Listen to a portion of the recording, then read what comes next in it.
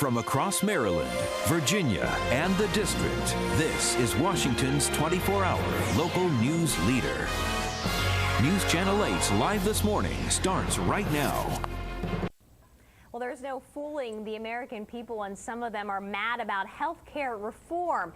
How can they be most effective in getting their message heard? With legislators at home for the spring district work period, it's the perfect time for relevant, effective communication and advocacy guru Stephanie Vance joined us now with more.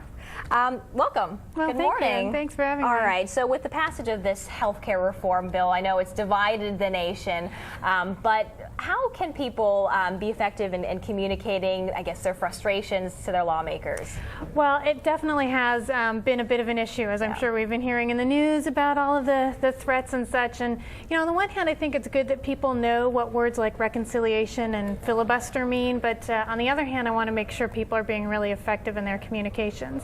Some of the best ways really are to make sure that you're communicating with the right person. So that's the person who represents you. And to also make sure that you're asking them for something very specific. So being clear about what it is that you want. And also learning a little bit more about that elected official, what interests them, what some of the policy issues are that really get their attention. And what's the best way to reach out to these lawmakers? Is it by email, actually picking up the phone and trying to call them? Because I know they have a busy schedule. I mean, how do you get in contact with these folks?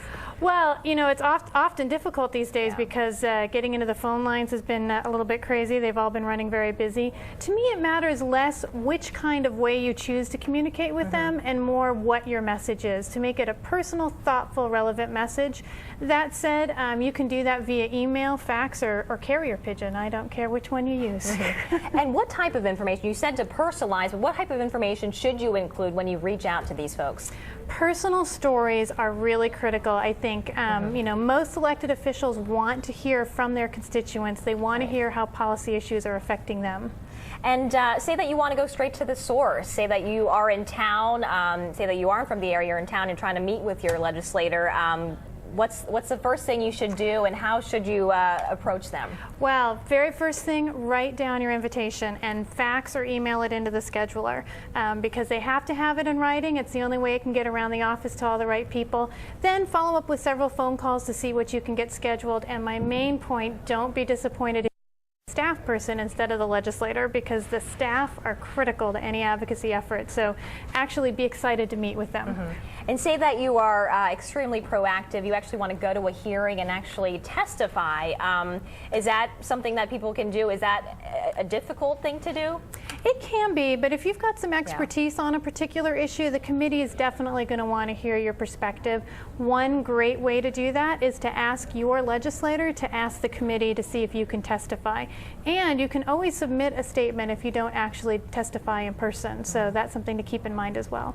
You have some great tips.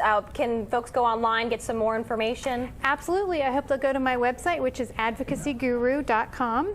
And they can also find some resources there like my books and free articles and newsletters, including one today that's an April Fool's one. Oh, really? So, okay, yes. Check that out. All right, great. Stephanie Vance, Advocacy Guru. Thank you very much. Thank you.